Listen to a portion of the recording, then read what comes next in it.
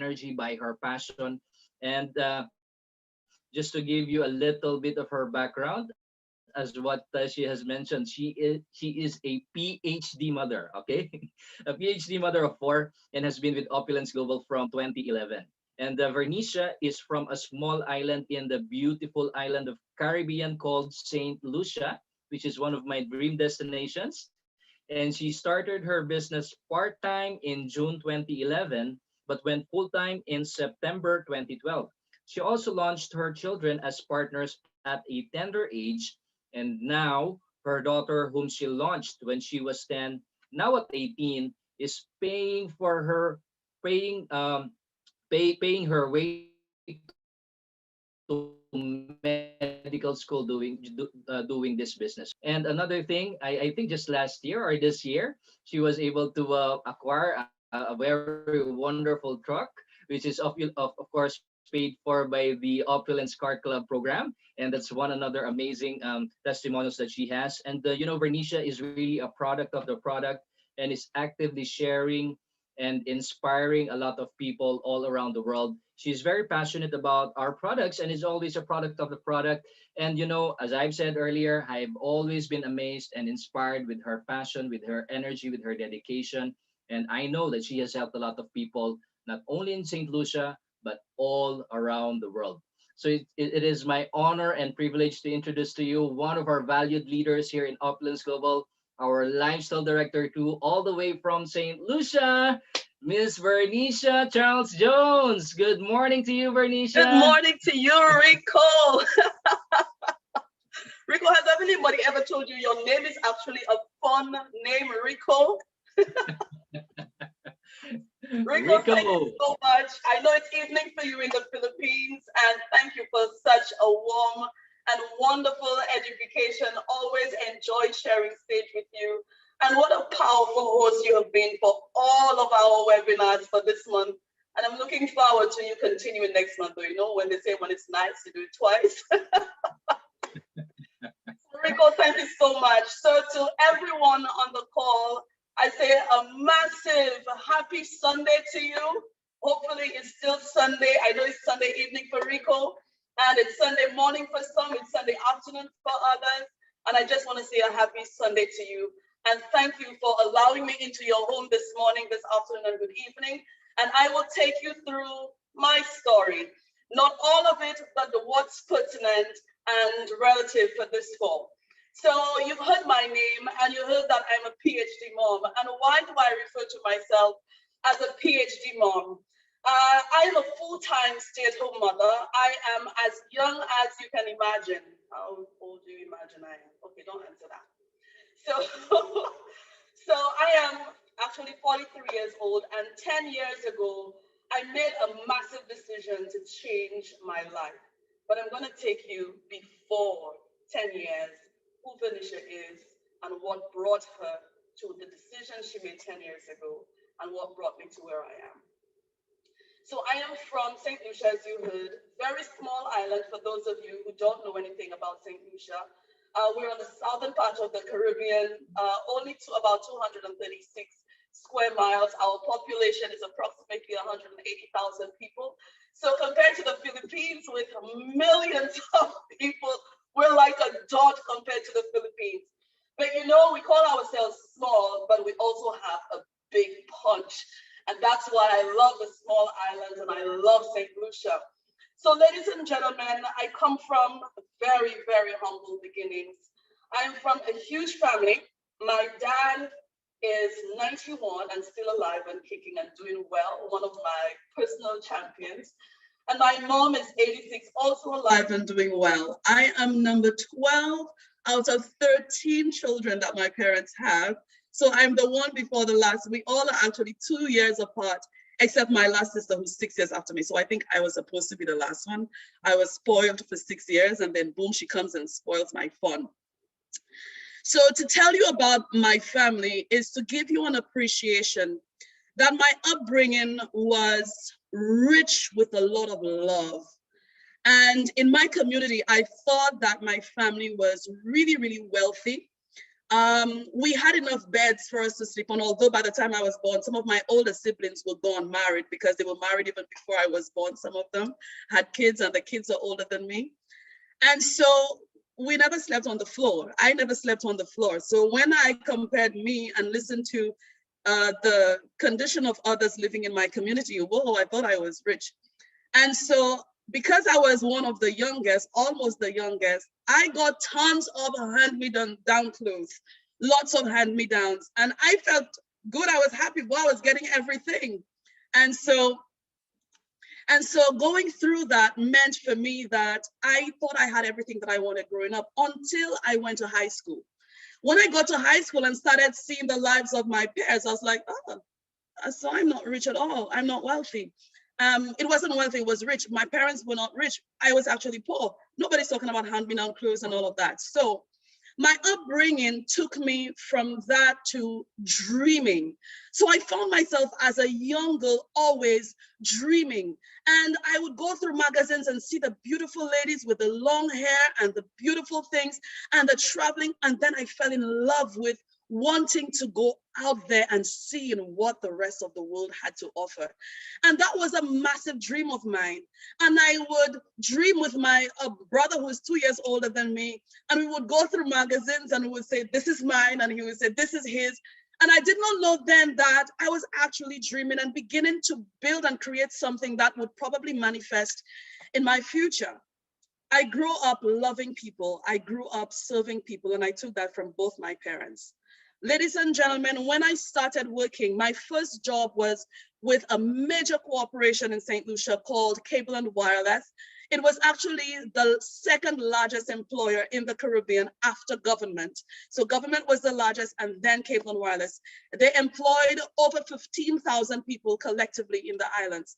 And so I grew very quickly, very rapidly in that company, grew from being an entry-level staff and growing up to becoming management level. And although I did not have any degrees, I did not go to university, but my passion, my zeal, my wanting to always learning more and not being afraid to go into other places, that caused me to grow very quickly. And I loved that company. I loved that job. I saw myself retiring there. I saw myself doing all the things that I dreamt of doing, the traveling and all of that. And so in 2008, something dread happened. I was sent home. By that time, I was married. I already had 3 kids. I started my family. And before I was sent home, I had an amazing life. I was a middle-class family. My kids were all in private schools. My husband and I, we each owned our own vehicle. We had our home. I mean, we had an amazing life. For vacations, we were able to take great vacations with our kids. My husband is not St. Lucian, so he was always able to travel back home to his country. And so in 2008, September to be exact, that carpet was pulled from underneath me. And it was hard. It hit the core of my life. It hit my finances, because at that time in my life, I was earning a 5-figure monthly income. It really hit my life. So when I lost that job, I had to quickly make some dread decisions so I did not go into lack. So what did I do?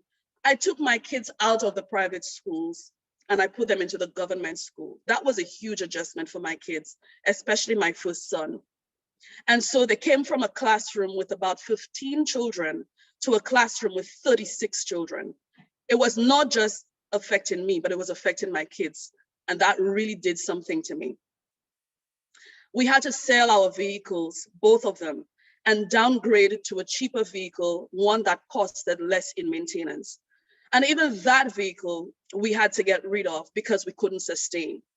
The income that had given me the quality of life that I wanted, that I loved, that I was enjoying, didn't stop happening. And so the bank started getting to us because the mortgage was not being paid. The mortgage was not being serviced on time. So ladies and gentlemen, I got close to losing my home. And one of the first things I did to try to save my home, I moved in with my parents. By then, very little to no money, a lot of stress in my home. My husband and I split up. And then when I realized it was me and the kids, I moved back to my parents' house and I put up a sign in front of my house for rent. Everything was still in my home. It was fully furnished. And 2 weeks of being at my parents' house, my father being in school, even if I was a grown woman and I had my kids, I was back under his rule, under his control, under his command. My dad would try to tell me or would tell me when to put on the washing machine, what to feed my kids. I mean, I became a child again at my parents' house, and that was not what I wanted. So life continued to become worse and worse and worse for me. So I decided to move back into my house because heck, nobody had rented it. So I moved back. And then I got angry. I got really angry. And I said, I remember going into prayer and I said to God, I want it back.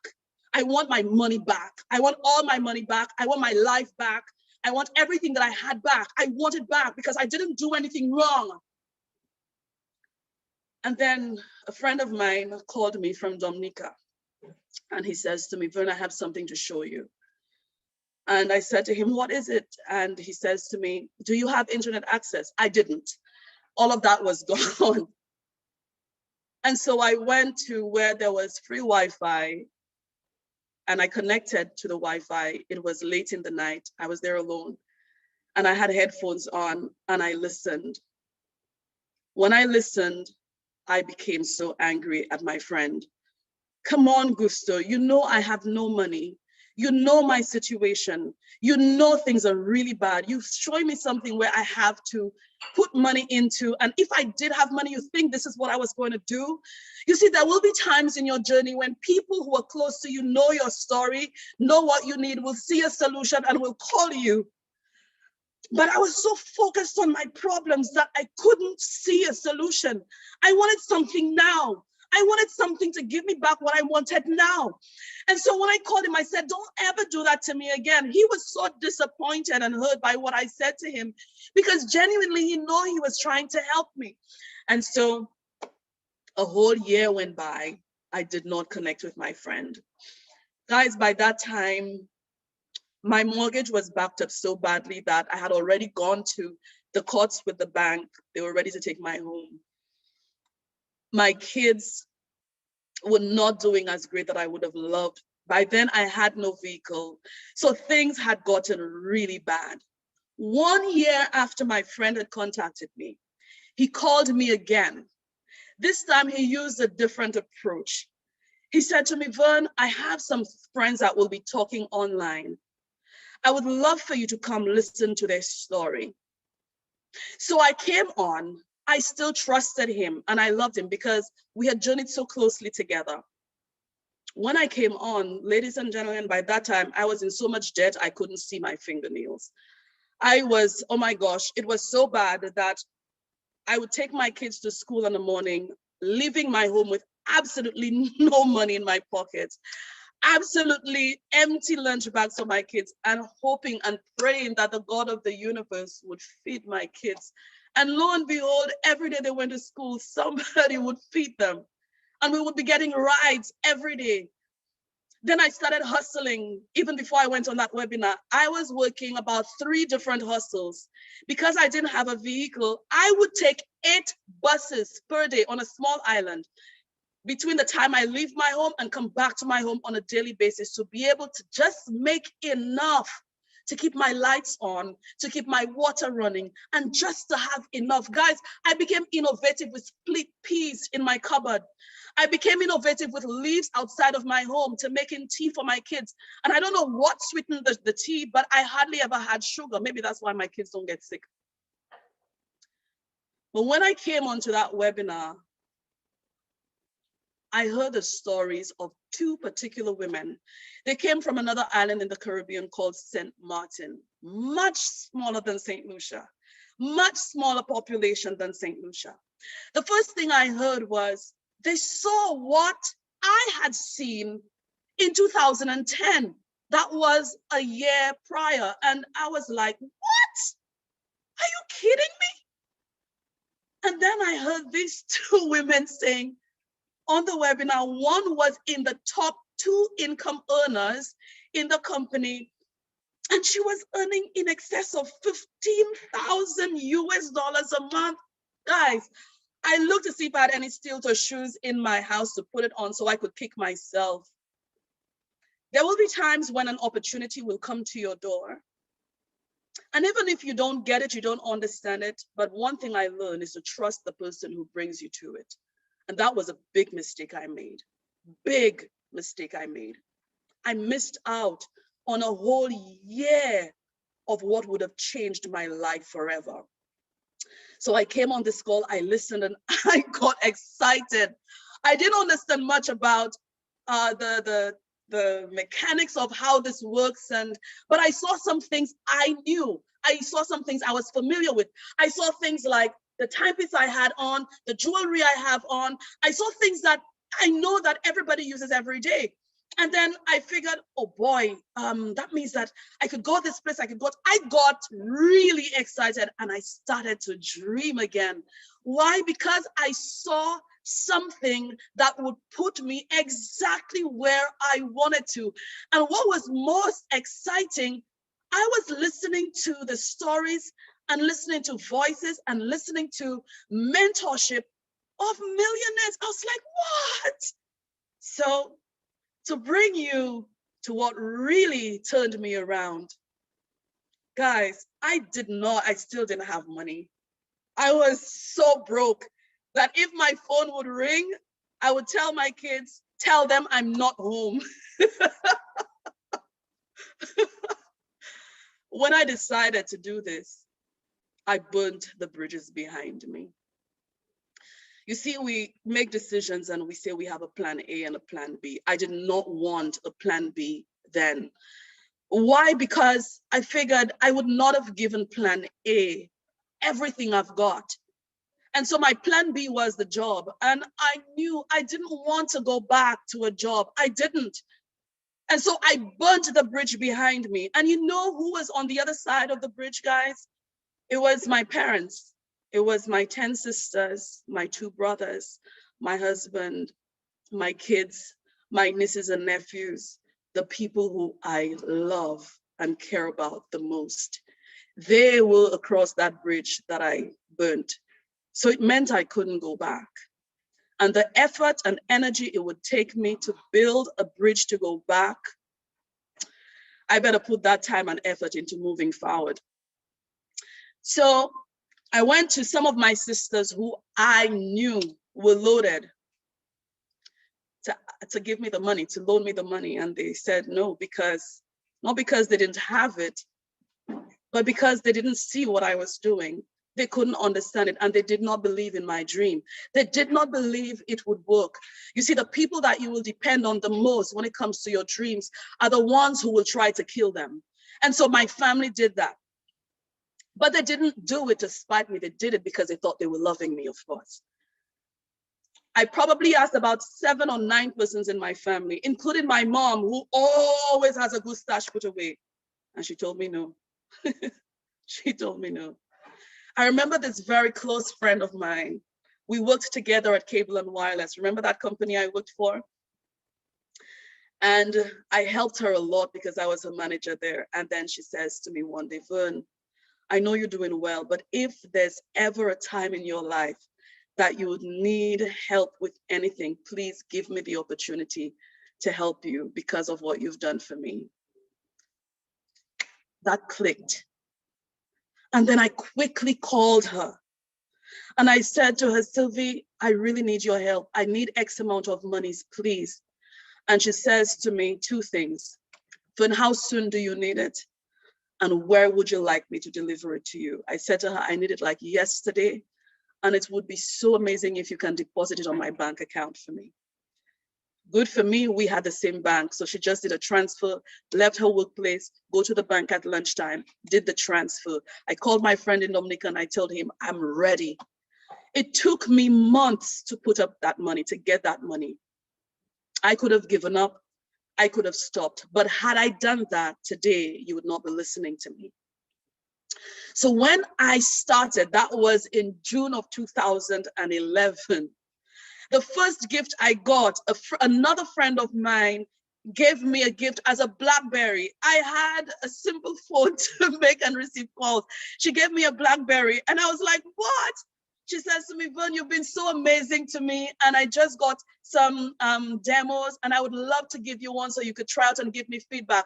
Did she know I needed a phone? No.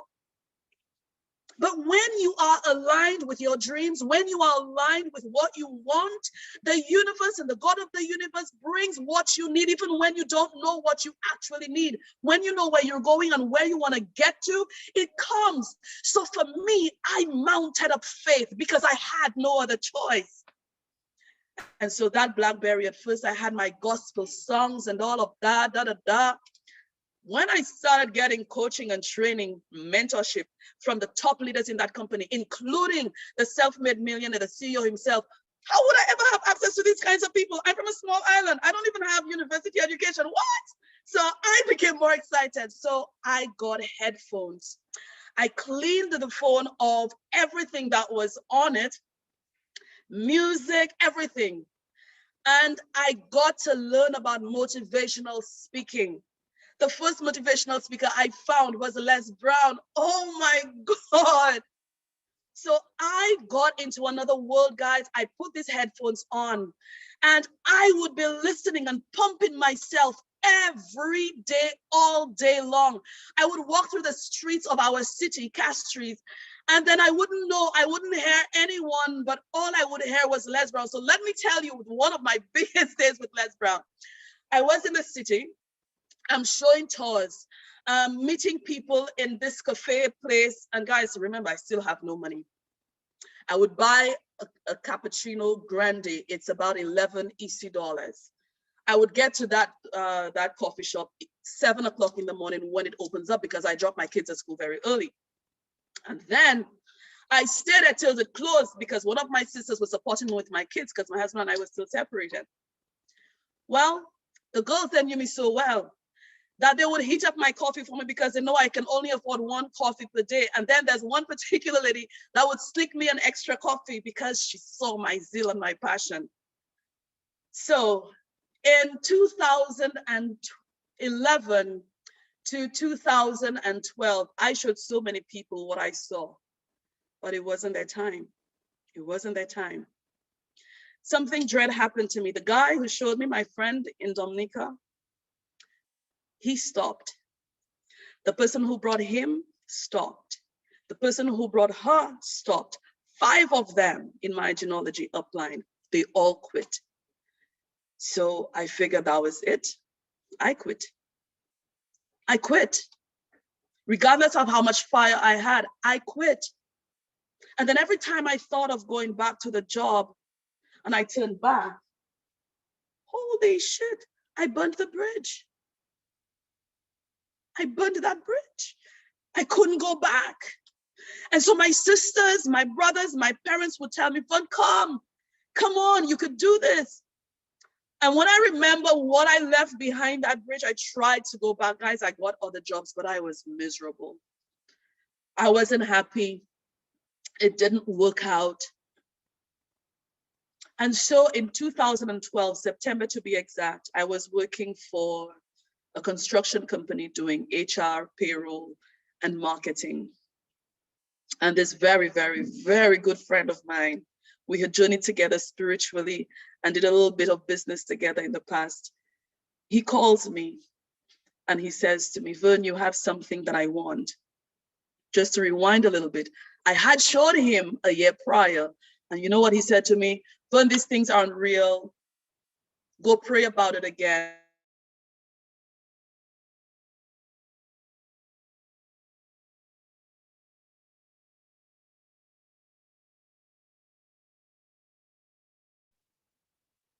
Happened to me was happening to him.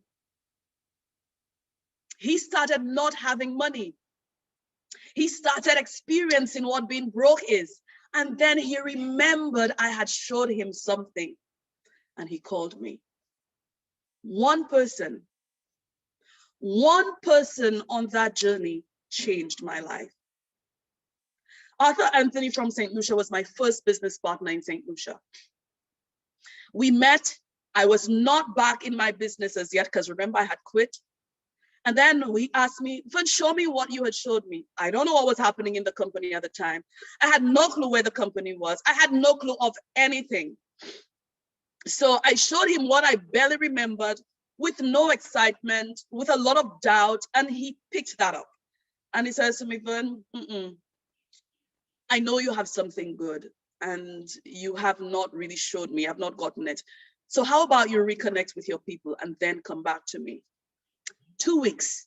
I contacted Canada, my 2 uplines. I contacted them. And immediately of doing that, guys, when you talk about support, it was Skype at the time. They got onto Skype with me one-on-one and began training me and began coaching me and bringing me up to speed. At that time, the company was in phase 2 and growing exponentially, but I was not there. I was not part of it. And as they shared with me, I became more excited than I was in the beginning. And then 2 weeks later, I called Arthur and I said, "Listen, I am ready for you." We met at my house this time. And by the time I was done, he says to me at my dining table, "Vern, I'm in." October, he launched his shop. Without me being able to be in Arthur's house, Arthur would have groups of 25 and 30 and 50 persons in his living room. We didn't know how to present this. And our leaders in Canada would come onto the Skype and present, answer questions as if they were in the room. Support was and still is phenomenal. What is happening to me? From September 2012 to December of 2012, I had personally one-on-one showed what was changing my life to over 300 people. You know how many joined me? 2. By then, the world had gone through 2 recessions. And I was seeing what they could not yet see because of what I was already exposed to, the training, the coaching, the mentorship. And I was reading some books that I was led to read, like Rich Dad Poor Dad, Cash Flow Quadrant, Who Moved My Cheese, Think and Grow Rich. And all of these books really gave me a lot of wealth when it comes to my knowledge. And now I am like an inferno. Guys, in December of 2012, my phone rings, the same BlackBerry, and I get a call. "Hello, is this Vernisha?" I didn't recognize the number. I didn't recognize the voice even, because that voice I only heard on webinars and on training sessions. But his voice seemed different on the phone. It was softer. It was more personable. It was more intimate. And so I said, "This is Vernisha." And he says, "Vernisha, this is Ramin." I said, "What? Ramin? Ramin who?" I couldn't imagine that the CEO, this millionaire, knew my number, my name, to even call me. And I said, "What did I do? Did I do something wrong?" Because, you know, usually in the traditional world, when a boss calls you into his office or calls you, the first thing you think is, not that you've been praised or anything, you figure, shoot, what did I do wrong? So I asked him that question, did I do something wrong? And he says to me, "No, young lady, where is St. Lucia? And what the heck are you guys doing there? You are emerging like a tropical storm without warning." I know what a tropical storm is. I live on an island, so I know what a tropical storm is. And without warning, I know what that means. I don't know if he knew, but I knew. And that hit me. That hit me to the core of me. And it's still very effective to me. When Ramin said that to me, guys, it blew my top. It blew my world. And he says to me, "You are growing so fast, we can't keep up. We are putting together so many kits for you that we're trying to see if we can do a bulk shipment into St. Lucia." The first time they did a bulk shipment in that company was to my small island. When it got here, trouble started. Customs refused to clear it. So I went to the Ministry of Finance, and they told me, "No, your type of business does not qualify for tax-free concessions." I said, "Okay, is there anyone I can speak to?" They sent me to the PS of that ministry, and the PS says to me, I'm sorry, Vernisha, no, you can't get it. So you'd have to pay the heavy duties and the taxes. And when I saw them, I was like, whoa, this is going to kill this. So I said to him, can you give me a blank piece of paper and a pen, please? Let me just demonstrate something to you. So I took this piece of paper that he gave me and the pen that he gave to me. And I drew how this was going to save my country. When he saw it, he became so excited that he said to me, listen, this is not something that I normally do. I'm going to send you to the director of finance. His name is Tom Joe. I don't want to mention his name just to make sure I don't jeopardize anything. So when I went to this gentleman, he said the same things to me. I'm sorry, Vernisha, but you don't attract, we don't give concessions for these kinds of businesses or even these types of products. I did exactly the same thing with him, guys. I had persons like Arthur Anthony and some other warriors on my team, because Arthur had brought in so many persons between that time, while I had only launched 2 persons. I had some prayer warriors with me, and we went into higher places. We asked God, we asked the universe to align things for us, and it did. So when I drew how this is going to benefit St. Lucia to the Director of Economic Affairs, who reports directly to the Prime Minister, he too was blown away. And I saw him on Monday. Cabinet meets on a Wednesday. In order for memos to get to cabinet the Wednesday, they have to be submitted the Monday of the previous week. I met him the Monday. He sends the memo in, and cabinet received the memo on that same Wednesday. That's something that does not happen. And then it takes cabinet at least 2 weeks to respond to the memos. I got the response by Friday. They waived all duties. Talk about favor. When you align yourself properly without being distracted by the noise or those things that's happening around you that is contrary to what you believe in, it's important that you absolutely stay on track. And if you have problems staying on track, get at least one person who is on the same path with you to keep you on track. That person for me was and still is Arthur Anthony. So ladies and gentlemen, I took that letter from cabinet, I went to customs with it, and boom, those kits were delivered. 2012 ended magnificently. Arthur Anthony, who I launched, he started earning before me. He was making more money than me. He moved up ranks before me. But I was okay with that because I knew what was coming. So February of 2013, we had a soft launch in St. Lucia, and that happened on Independence Day of 2013. Everything orchestrated perfectly. Was I making money yet? 6 months into the game. And so my family thought I was crazy. So usually the top leaders are the ones who travel to attend soft launches as a pre-launch. Guess who came? The CEO himself came. He called and he says, Vern, I'm getting on a plane and I'm coming. He got to St. Lucia.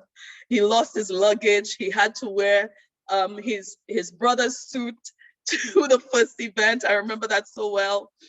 And he says, I want to come and personally meet you and your team and to personally train you guys. How on earth would ordinary people like me and those who were with me be trained by a self-made millionaire, be mentored, have lunch and dinner, to dine with him, to be casual with him? That is not something that we encounter easily or ever for most people. And you see, we got that. And we benefited from that from inception. So when I say and we brag about, we don't have a company, we brag about Opulence Nation, because it's a place where I, as a normal, ordinary, average individual from a third world country, small island, I was able to come at round tables with millionaires, people with PhDs, persons in high up in government, persons who I had no business being at the same round table with. And I met and was able to congregate and have training with and learn from and even teach and coach persons who were from different ethnicities of me, persons who were from different religions of me, persons who were different cultures as me. And that Opulence Nation table dispelled all of that. And the one commonality we have was to build something that inspire people and change people's lives, because it was happening to me. It was happening to my kids. My first check of 500 US dollars was in March of 2013. Guys, I celebrated. That was like the first time I ever made money. You know why I appreciated this $500 so much? Because of what it took me to get there. Because of what I endured to get there. The people who I loved the most did not join me. Do you remember I told you I have 10 sisters, 2 brothers? At that time, I had 50-something nieces and nephews. I had so many amazing cousins, and I figured in the beginning, by my family alone, I would make it. Not one joined. Not one joined me.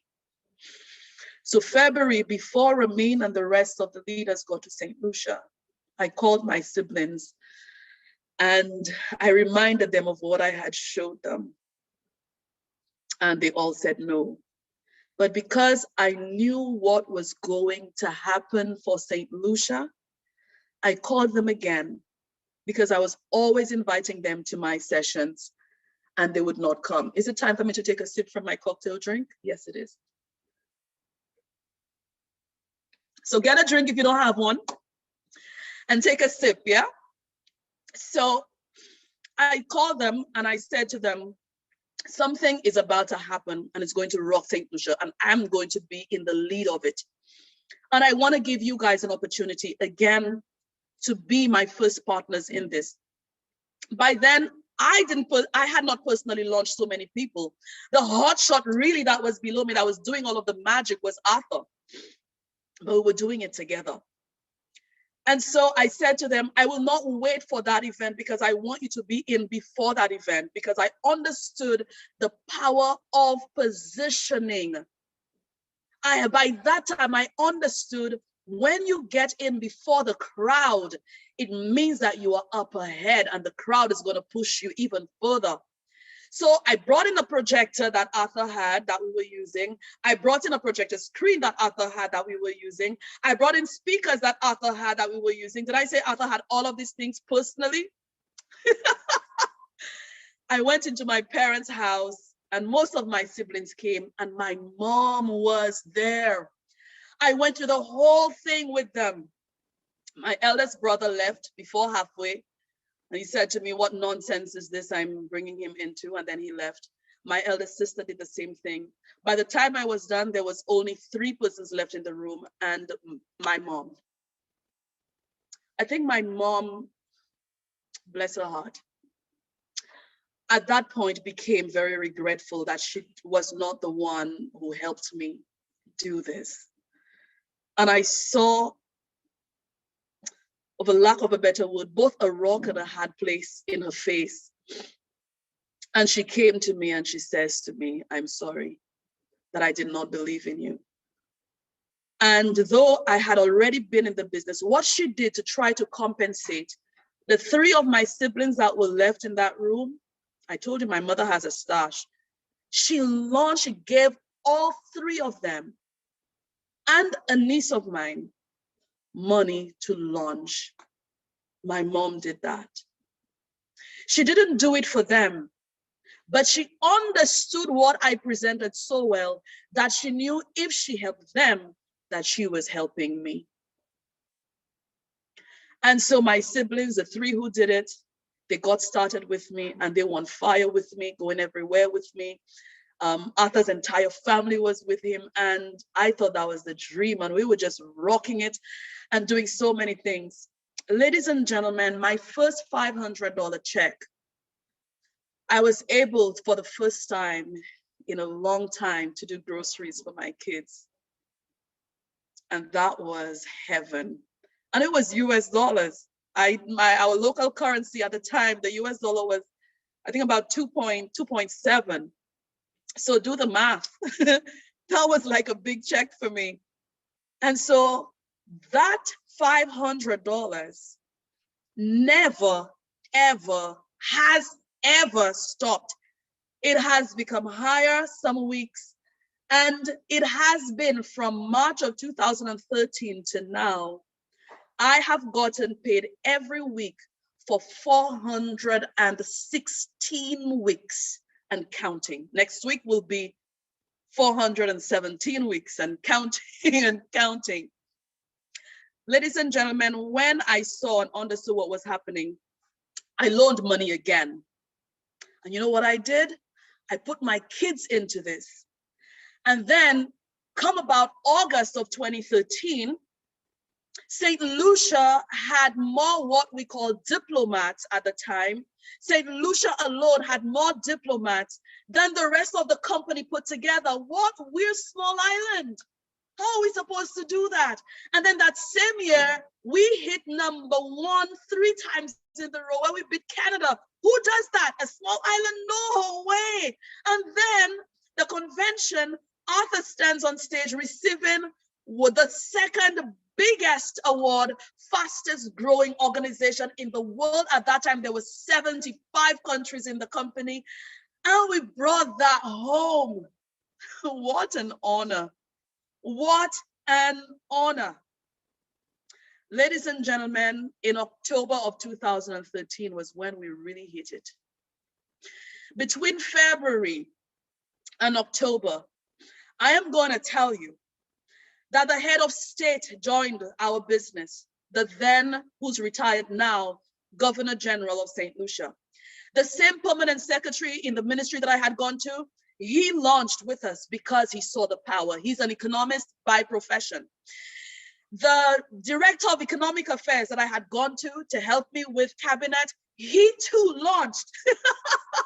He too launched. And then it just moved from here to here to here to here to here. And then when you hear it, some of the most influential persons in St. Lucia became part of our movement. Became part of our movement. And that changed the climate, not just for St. Lucia, but it changed the climate in the Caribbean. And then it spiraled to the rest of the world. Suddenly, St. Lucia becomes an inspiration to massive countries around the world. And that humbled us. That gave us more inspiration to keep moving, more motivation to keep moving. And so my daughter was 10 years old when I launched her. And my other 2 boys I had at the time were I think 7 and 5. They were really young. But there was something in the company that I loved. I used to call it back then my light bill. And that's what kept electricity in my home. So even if my kids were young, every month I would honor the light bill of my children's business to ensure electricity was running in their business. We used to call that SAC before, now it's called Smart Buy. Why did I do that, even if they were so young? Why did I do that? Because all of the work I was doing, all of the work Arthur was doing, all of the work all of these people in our team were doing would be benefiting my kids, even if they were not ready. And even then, I did not quite understand. I heard the word residual income, but I didn't get it. I didn't know by doing this monthly amount would allow me to get paid while I was asleep. I didn't understand that it would allow me that while I was taking my kids to school, I was getting paid. That while I was watching my kids train and I'm on the sideline of the field, cheering them on and being their voice, I didn't know during that time I was getting paid. I didn't realize that when I was going to my parents' house to take care of them, to spend time with them, to cook for them, to clean for them, I didn't know during that time that I was still getting paid, because at that time I was not really doing anything. When I began to experience what residual income was, that I do something once and I get paid over and over and over and over and over and over and over. Did I say an over and over and over again? I started honoring something for my kids that I know otherwise I would not be able to do. You see, we are trained to pass on debt to our children. We are not trained to create an inheritance for our generation.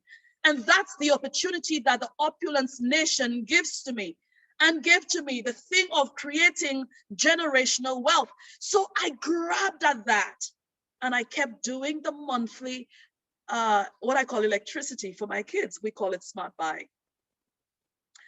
My daughter, just to fast forward, my daughter left high school, graduated from high school at 16. And throughout the years of doing this business, of speaking to people in front of rooms, on webinars, and so on, there was something I always spoke about. It was always about my kids.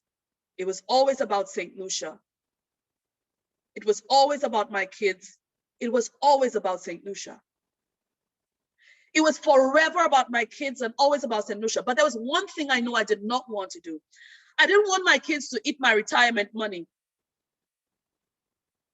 I wanted them to have their own. And I also did not want to take a second mortgage to be able to fund or finance my children's dreams, passions, and visions. I didn't want to do that because I saw so many persons who had gone before me who had done that, and I saw where they ended up. So I said to my daughter, who's the eldest of four, I had a fourth child. I said to her, Chloe, I am going to build a foundation for you and the boys. She was still in secondary school. And I said to her, it means that I will do 2/3 of the work for you. And you will be required to doing 1/3 of the work. My daughter wants to be, was aspiring to become a pediatric surgeon. She had that locked down from very young. And then I said to her, what? That thing gonna cost a lot of money. Where get that money from? So I must take my money. And it's gonna take a long time. So that's, when I thought about it, I was, it almost depressed me when I thought of the amount of money. But then I said, I'm not taking a loan. I'm not taking a student's loan for her. I'm not doing a second mortgage. I'm not going to do that. This platform, this machine, this opportunity, Opulence Global will do it because it did it for me and so many others. So I said to her, if what you dream of becoming and doing is not passionate enough for you and close enough to your heart, for you to work 1/3 of it to do it for yourself, then 100% of my effort is not going to be worth it for you to back up your dreams, young lady. So when she graduated from high school at the age of 16, I didn't put her through to college. I didn't. Again, my siblings came down. I'm number 12 out of 13, so I barely have a voice. So everyone now think, oh, there she goes again with being crazy, being out of this world, because all her cousins who are on her age are at college.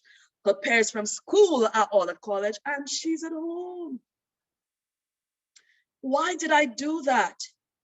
Even her dad told me, you're destroying her life. But they didn't know what I knew. And they thought they knew a thing that they didn't know. And they were making decisions based on what they didn't know. But I was deciding based on all of what I knew. You see, I knew that there was no recession. I knew it was not going to bounce back. I knew that business was not going to be the same as usual. I knew the education system is flawed.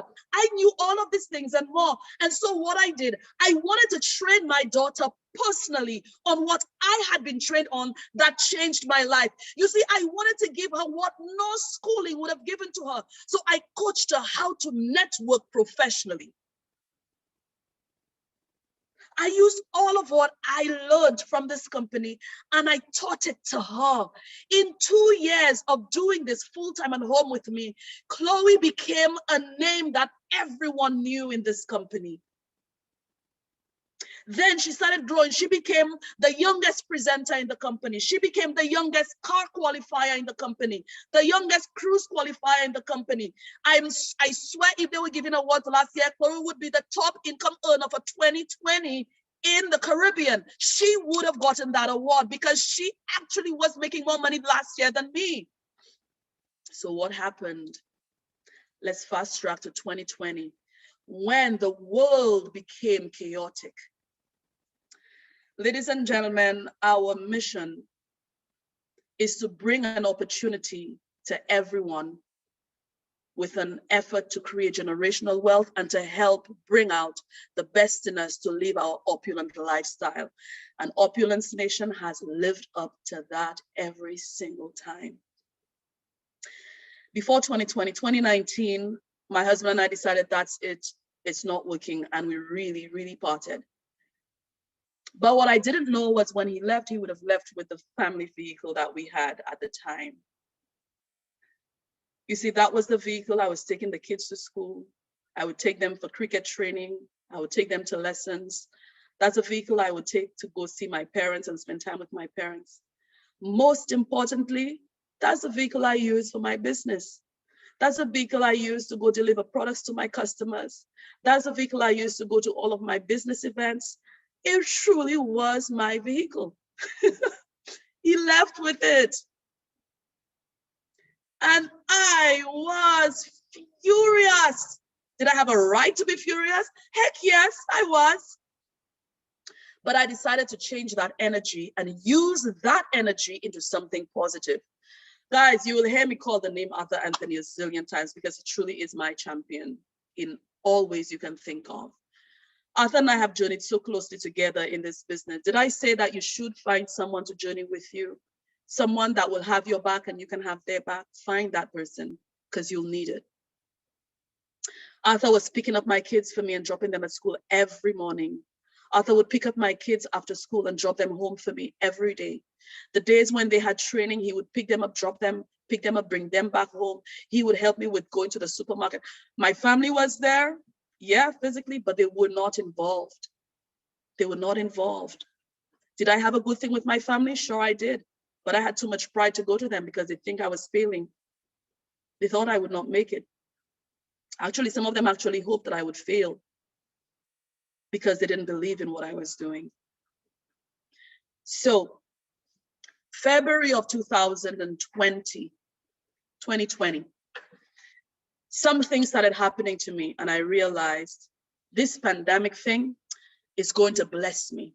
This pandemic thing, I don't know how, I can't even imagine how, but it's going to bless me. And then our CEO started talking about some things that I thought he was crazy. What, during a pandemic, you want to do? And then he comes out with some insanity, I call it, some real insane insanity.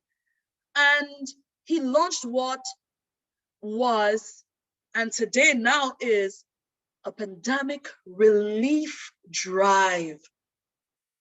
That's what I call it. It was a drive when the energy and efforts of thousands of us around the world came together and we took this pandemic thing at the horn and its tail and we made it respect Opulence Global, that not only did we change our lives and upgrade it, but we were able to touch the lives of so many families, so many people all over the world. And because of that, you know, when you help so many people get what they want, you get what you want. Guys, Opulence Global became #1 in so many platforms during a pandemic year. That is Opulence Nation that I am a part of. So in 2020, I decided to open a projects account. And every week, I would deposit at least $200 from my income from this business into that account. So from September 2012 to now, full-time, no other job, no other gig, Nothing else but Opulence Global. I have been part of Opulence Nation full time from since then. So last year, I keep doing this and doing it and doing it. So I go car shopping all of a sudden. And then I went looking at some vehicles. I figured I stay within my comfort zone. And I wanted to go for a small SUV. I test drive it. It feels good. But you know, when you're doing something and in your soul, in your heart, this is not truly what you want, but you're just settling, you know, you tend to settle, but that's not what you really want. That's not what I really wanted. Bloody hell, I wanted a truck. I wanted a truck.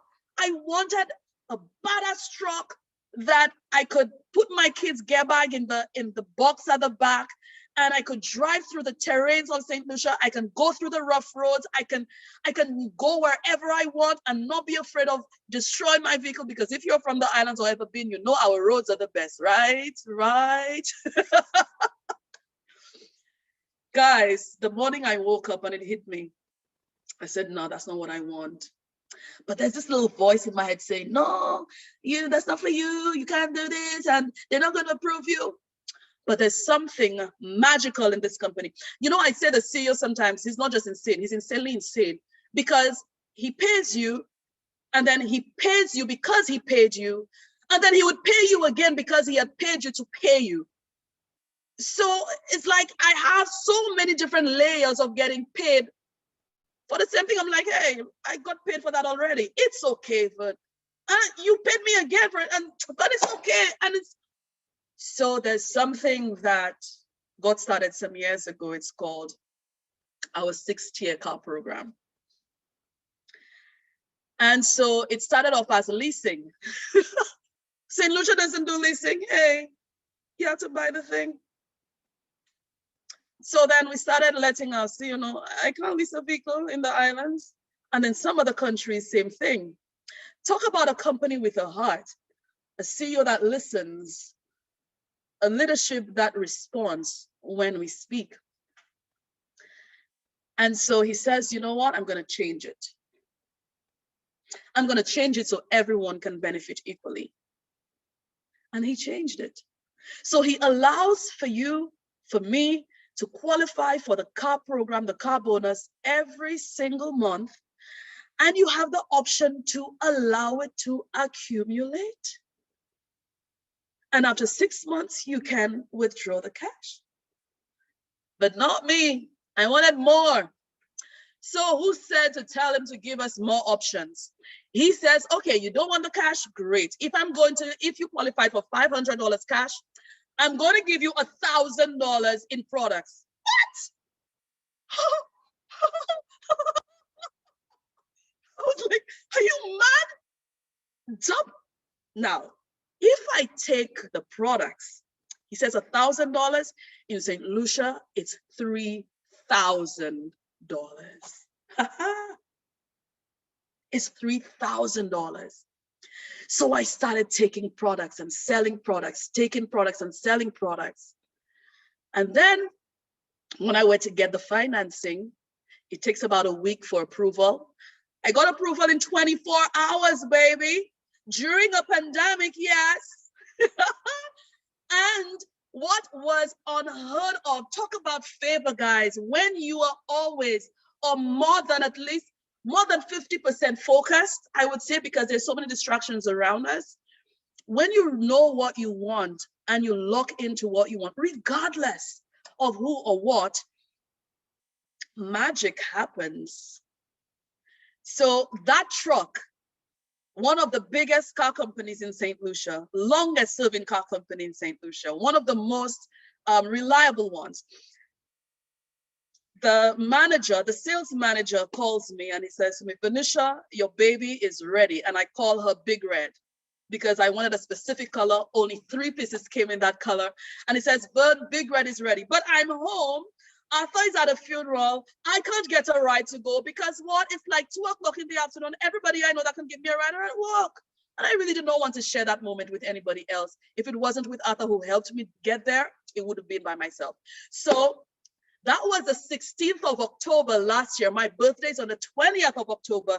So I figured, yes, I'm going to drive home on my birthday with this. And so he says to me, Vern, you have to come for it. I said, I can't. My kids are with me. I can't leave them home. So I will have to pick it up on Monday. That was Friday. He says to me, nope. Big Red is not staying here on the weekend. You have to have her for the weekend. So guess what? The sales manager of that company jumped into the vehicle and drove it to my home and personally delivered that truck. Guys, Opulence Nation is not just about getting paid. It's about favor. It's about wealth. It's knowing how to build right relationships with the right people because of our networking training. It's about knowing how to strategically align yourself with what you want and having the right to dream and work towards your dream and achieve it. And what's more powerful is you're not doing it alone. You're doing it with a whole nation. You're doing it with a whole nation. And that is why our company is renowned as the top company that does what it does in the whole of Canada, that we are number one in the world in our industries. We bring about some of the most cutting edge, leading edge products that people have ever seen. And most importantly, being able to reach the people that normally we would never be able to reach, starting with me. So ladies and gentlemen, I don't want to give my daughter's full story, neither Arthur, because they are my guests of honor this morning, where they will share their stories, their short version of stories with you.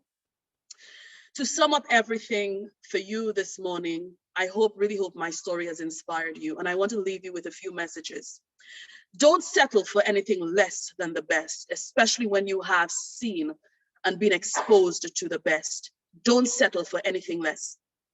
Even if you think you are not in the place, when you think about your circumstances and situations, that you may not be ready to do what you do, the fact that it has come to you means it's your time.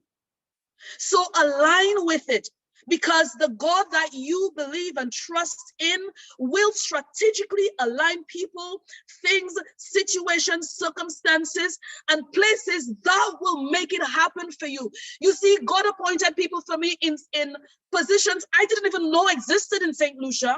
I didn't know. I always wanted to visit Africa. In 2019, I got a free ticket to go to Africa for 10 days. Really? Opulence Nation did that. And then in just a matter of a week, I'm on another plane to Alberta. Who does that? I didn't know the price of the ticket, neither the price of the hotel or the price of the food, all of that. And while I went, I was able to expand. Don't be afraid to dream. Don't be afraid of allowing persons who want to help you change your life. Don't be afraid to let them in. And if a person invited you here this morning to listen to my story, hopefully to become inspired, go back to them and thank them. Really thank them. Burn the bridges behind you that you know are not serving you right, and keep moving forward.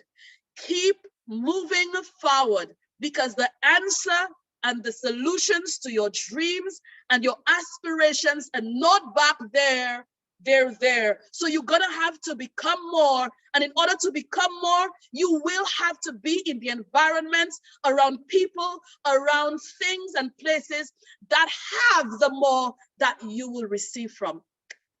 So Rico, I love to promote Arthur Anthony and Chloe Jones. I think both of them are on the call. To have them just for me to ask them a few questions, and then to hand back over to you. I think we'll take some questions. I'm not sure if we have, I think we have our CEO on. I think I saw a few pop-ups on my screen from him a while ago.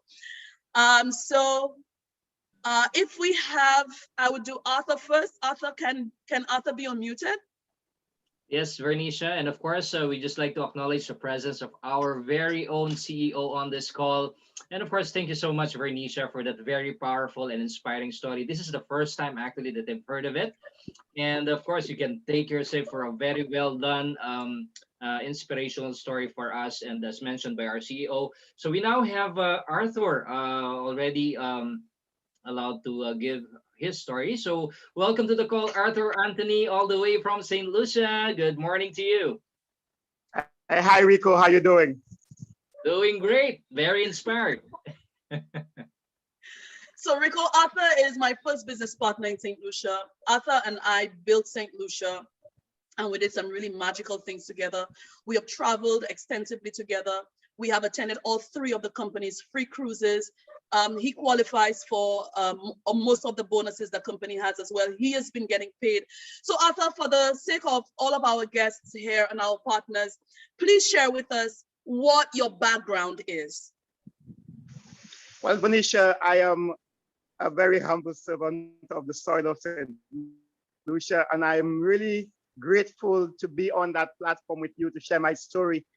Even before I go there, I just really want to say, wow, woman, you've just moved me again and again and again and again. I thought I knew your story.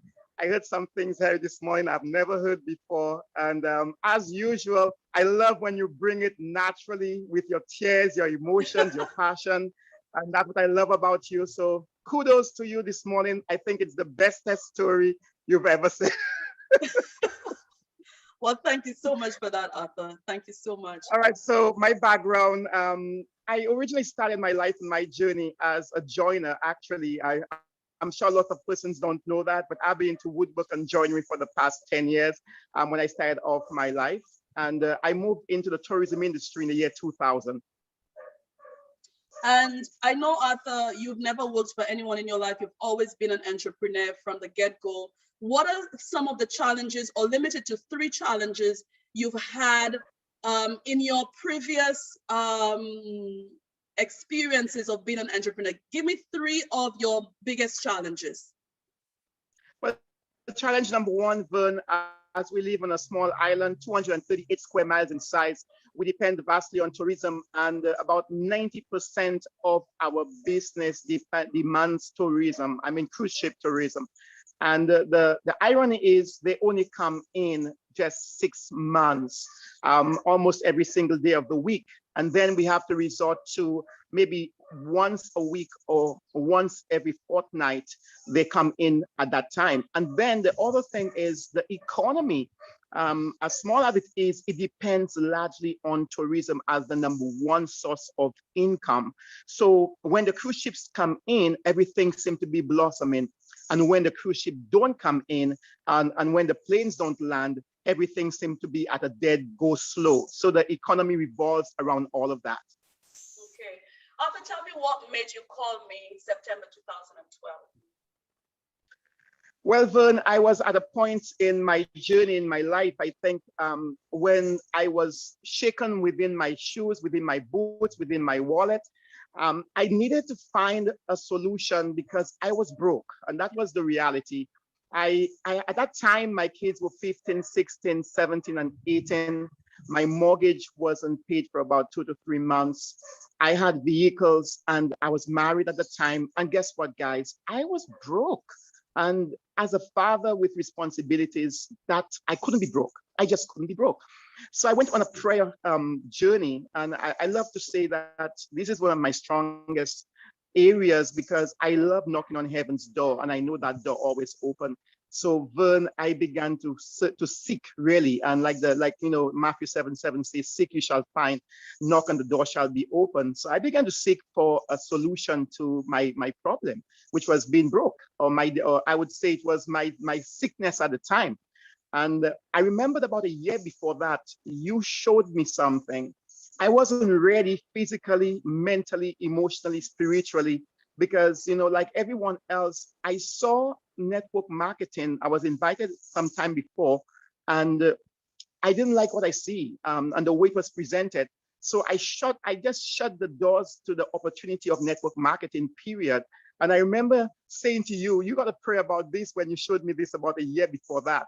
So I called you up because I got involved in listening to motivational speakers, actually a student of Les Brown called Johnny Wimbry.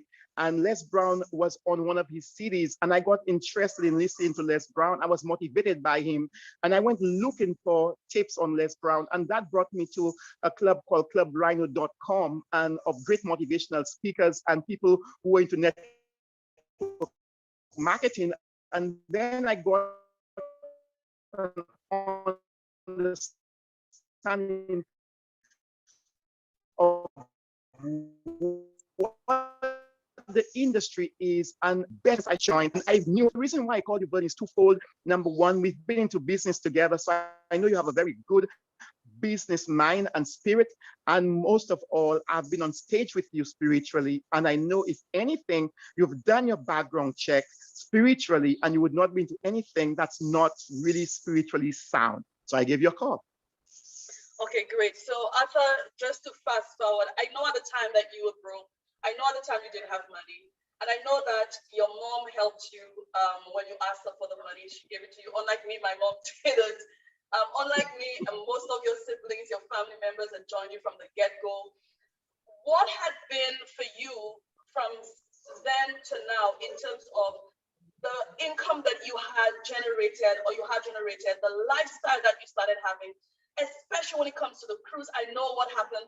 Please share with us what happened, what brought you, and what happened for you the first cruise, and in terms of the way that you have been able to earn, especially since you started earning before me, more than me, and you moved up the ranks before me.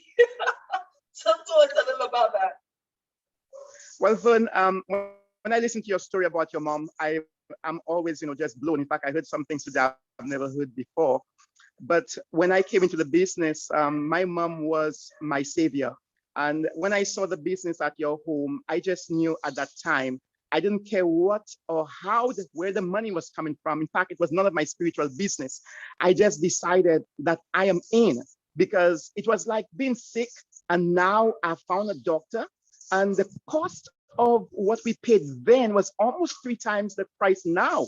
And I simply said, if that operation can take care of that disease of being broke, I'm in. So my mom told me, God rest her soul. I mean, she's deceased for about 3 years now, but God rest her soul, because she told me, unlike your mom, some of the sweetest words, Vern, a mother could ever say to a child. I came to the house and I was going like I was crazy. And I said to her, I told her the story of what I found. And she looked at me with almost compassion and said, and love, lots of love, and said, son, I have no idea what you're talking about, but all I know is one thing. Anything you put your mind to, you succeed. Son, how much do you need? Vern, I can tell you, from the time I came into this business, and you said it very well, we took the ground running, the two of us, and we hit this very, very hard. And when the income kept coming, one of the reasons I really, really did this business is freedom. Vern, I've never worked for anyone in my life, and I never will. And by the grace of God, I never will. And I think what really motivated me all through those years was the ability to wake up anytime I want, to earn as much income as I want, I could use a lot more, and to travel and to be, like you said, this business puts you at places that you thought you would never be. I mean, I remember dreaming of going on a cruise, Vern, and I'm talking about my 25th wedding anniversary. I actually put up a cruise ship on my dream board, and it's right at the foot of my bed. So, I could see it right in front of me. And that was even before the company had a cruise for one of the incentives. My cruise ship was already on my dream board, but that was for my 25th wedding anniversary. Then I went on that cruise 7 months before my wedding anniversary. And I was like blown. I mean, I lay in bed one day, I'm looking at the foot of the bed, I'm watching the cruise ship, and I was already qualified. Once you hit LD2, you are qualified. And I'm like, oh my God. Oh, like I did it. So, I mean, I could say to anyone who's listening right now, the monies kept coming in, Vern, and it never stopped. Sometimes it came in big, sometimes it came in small. You know how the business goes based on what you put in, based on the team and everything else. But one of the most beautiful things, especially right now with the pandemic and with everything being shut down, the money have never stopped coming. And now the CEO is giving us so many more opportunities of making income from the safety and the comfort of our home. And that for me is total freedom.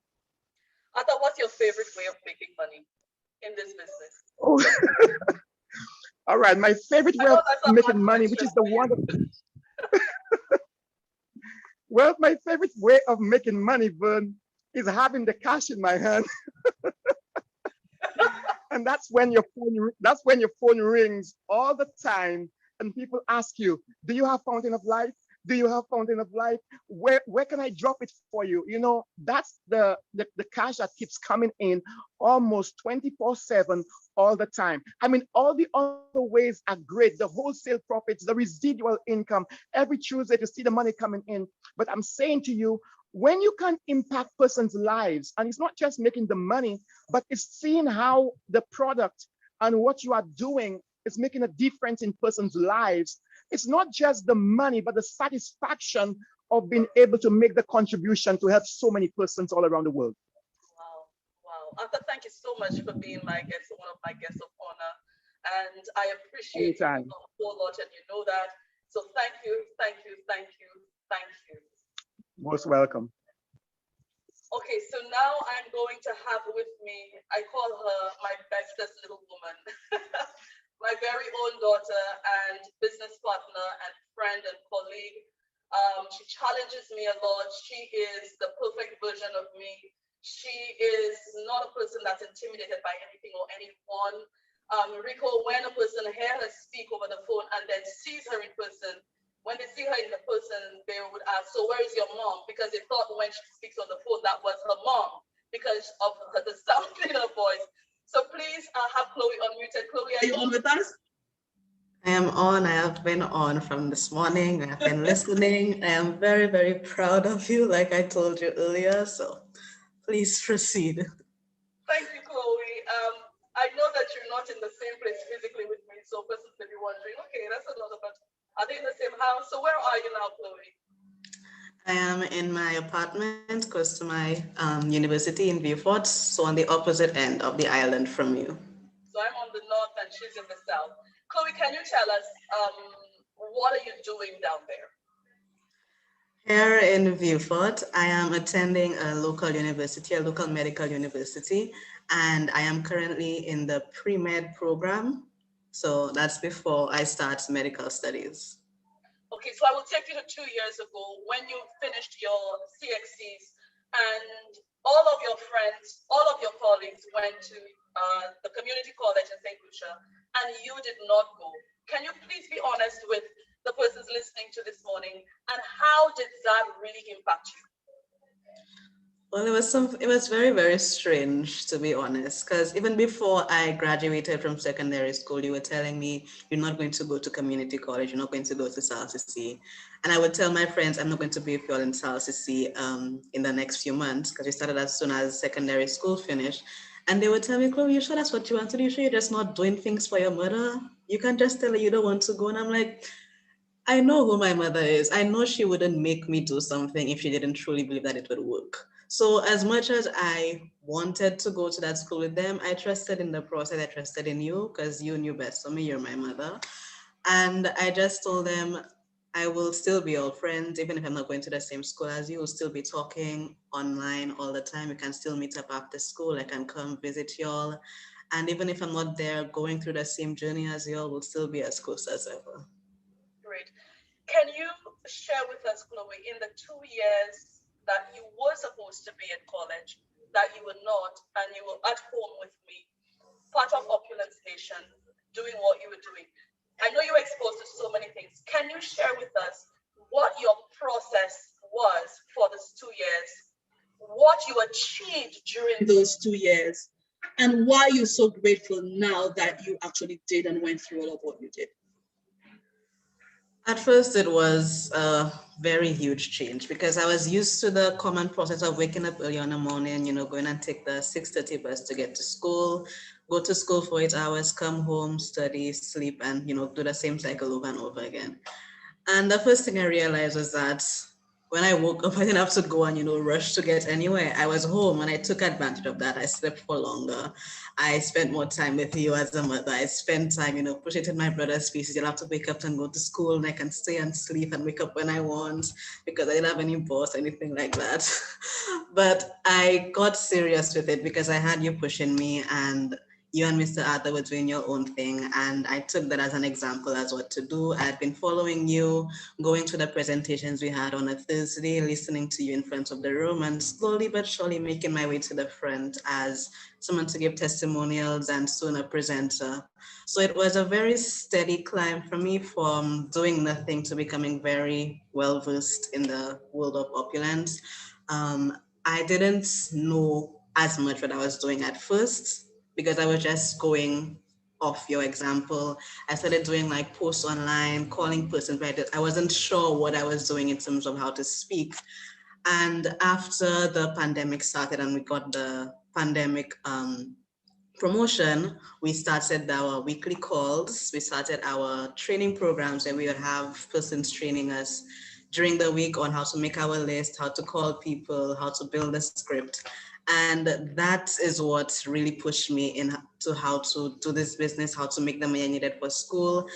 And I started calling persons for Fountain of Life, started calling persons for Opulence Global, and I started to do what we had been dreaming of for years. I started to build my business, doing the 1/3 of the work. I didn't launch as many persons as I hoped, but I was able to get people into this based off my charisma, my belief in this business, and your belief as well. I sold bottles on the ground. I sold a few online. I was able to get some very loyal customers that I still have today. And I was able to make the money I needed for school. And even if I had my friends and I had family members telling me, Chloe, are you sure this is working? Are you sure that Fountain of Life thing making money?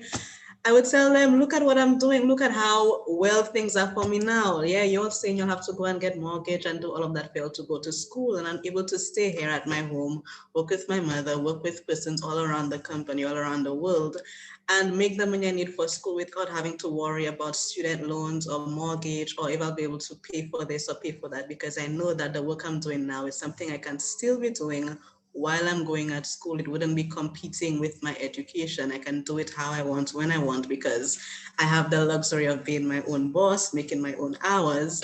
And today I am very, very proud to say that it has worked a lot better than I ever expected because I can pay for my tuition, I can pay for my rent, I can pay for my groceries, and I even have the luxury of putting money aside to do what I want with. Chloe, thank you so much for that. As it pertains to the training, coaching, mentorship that you have received from Opulence Global, being part of Opulence Nation, has that helped you in your studies, in the subjects that you're doing at school right now in any way? It has helped me immensely, I will say that.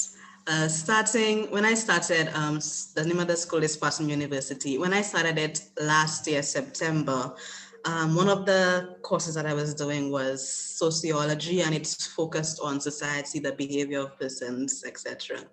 And with the training I had been getting in Opulence Global and how I use it to do my business, I was able to bring that aspect of my life into the classroom.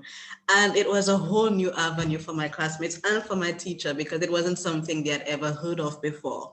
When they would ask me, so everybody had to introduce themselves. So where are you from? What do you do? When did you graduate? I would tell them, oh, I graduated secondary school 2 years ago. I live in Cedar Heights. And they're like, so what have you been doing for the past 2 years? I'm like, I've been working this network marketing company. And they're like, would you explain it to me?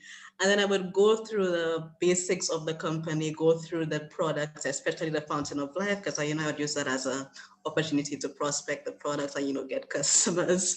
So I would use that aspect in the classroom. And my experience with customers on the field, especially with my Fountain of Life customers, it would bring different topics of conversation into the classroom, not only with sociology, but with different medical aspects, because it's a product that focuses on health. And when I look at the training specifically in terms of how I was working the business and how effective it was, I was able to do the same thing and bring it into my studies. And I think it's because of that I can proudly say that I am the top of my class in terms of studies. And my classmates always come to me, Chloe, how are you not feeling stressed with school? Like you're doing all of these things. And I would reach out to them, I would study with them, I would give them the guidance that they need, and not only with business, but with the psychological aspect of it, because we didn't only focus on making money, but we focused on bettering ourselves mentally and emotionally. We did a lot of aspirations and listening to motivational speakers and just speaking from the heart when we were doing our trainings. And I would bring that with my classmates. I would speak to them about them. I taught my classmates and some of my teachers about the law of attraction. I introduced them to the secrets. Some of them said they heard of it before, but they didn't believe in it. So I showed them how I use the law of attraction in addition to my Christianity to become who I am today, to get to school, to work, to study, to do everything that I wanted to do. So Chloe, just to close, can you share with us what, I know you talk a lot about the field and making cash flow. I know you make a lot of money online as well, but can you share with us the best day you had on the field in selling? In selling. In terms of how much you sold and about how much money was that in one day? What was your best day? I want to say it was the first day I ever went out of the field, but I've spoken about that so much. So I'm going to say a different day. It was one of the days that we had our exposés here in St. Lucia. We had it at the, I think, JQ Mall up north. And it was a continuous weekend thing. Every weekend we would go and we would have a different expose, but in the same location. And it was the second weekend, I think. And the first weekend I had gone to persons throughout the mall, telling them about the product with my little flyer and giving them drops, taking their phone numbers. And the next Saturday when I went, I was able to sell, I think, 3 bottles from that one expose we had the weekend before. And that was, I think, the fastest I'd ever gotten a call back from a person, because usually they would tell me, I want to buy the product, but I don't have the money yet. So just keep calling me. And in a week of sharing the information and just calling them every day, I was able to get the sale, not from 1 or 2, but 3 persons, which was a huge thing for me because I had never sold that many bottles on the field before, apart from the first day. But that was, more with your help as a mother. With this one, I was able to do it by myself, one-on-one with these persons, build the relationship, build the trust, and sell bottles with them. And I even had persons coming to the area we had set up, looking for me, asking, where's this little lady I was talking to last time? She had told me about the fountain of life. And you always sold the bottle to her. And you're telling me, oh, this is my daughter you're talking about. She just went to deliver a bottle to somebody else. So when I came down, I was able to sell another bottle to someone else I had spoken to previously.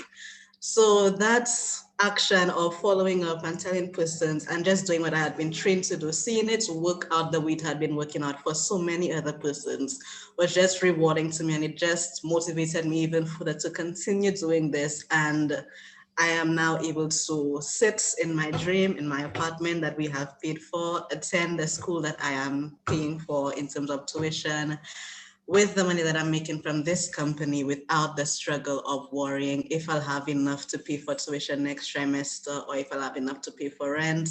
Because I know if there's one thing that's certain is that this company always provides you with a way to earn. Now we have the pandemic promotion coming back, so we have persons who are more willing to sign up. Well, Chloe, thank you a million times. I know you have your major exam starting tomorrow, so if you need to get off the call to do your study, thank you so much for being my guest of honor, Chloe.